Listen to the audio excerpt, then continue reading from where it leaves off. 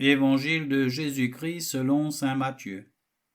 En ce temps-là, Jésus disait à ses disciples, « Si quelqu'un veut marcher à ma suite, qu'il renonce à lui-même, qu'il prenne sa croix et qu'il me suive. Car celui qui veut sauver sa vie la perdra, mais qui perd sa vie à cause de moi la trouvera. Quel avantage, en effet, un homme aura-t-il à gagner le monde entier, si c'est au prix de sa vie? Et que pourra-t-il donner en échange de sa vie?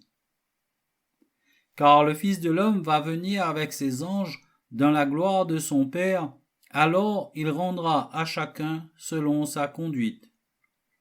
Amen, je vous le dis, parmi ceux qui sont ici, certains ne connaîtront pas la mort avant d'avoir vu le Fils de l'homme venir dans son règne.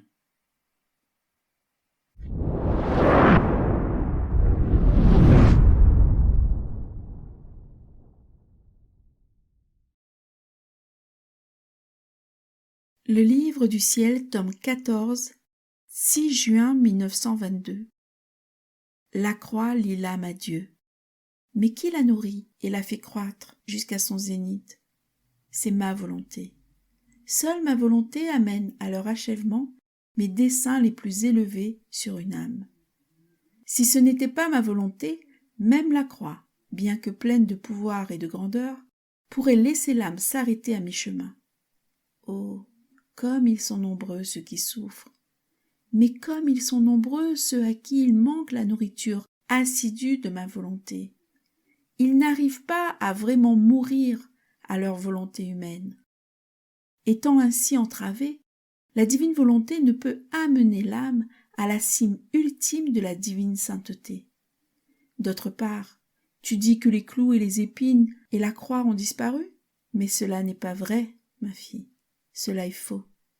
En fait, ta croix était petite et incomplète. Maintenant, à travers ma volonté, elle a été agrandie. Chaque acte que tu fais dans ma volonté est un clou enfoncé dans ta propre volonté.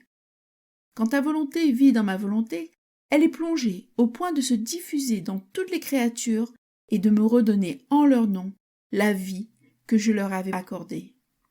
Tu me retournes ainsi l'honneur et la gloire pour lesquels je les avais créés. Au fur et à mesure que ta volonté immergée dans la mienne prend de l'expansion, il en va de même de ta croix. Ce n'est plus une croix pour toi seul, mais pour toutes les créatures. Aussi, je vois ta croix partout, non comme auparavant quand je ne la voyais qu'en toi. Maintenant, je la vois en toutes les créatures. Ta fusion dans ma volonté, dépourvue de tout intérêt personnel, n'a comme objectif que de me donner ce que toutes les créatures me doivent et d'offrir à toutes les créatures tous les bienfaits que contient ma volonté. Il s'agit exclusivement d'une vie divine, aucunement humaine. Et c'est uniquement ma volonté qui forme la sainteté divine dans l'âme.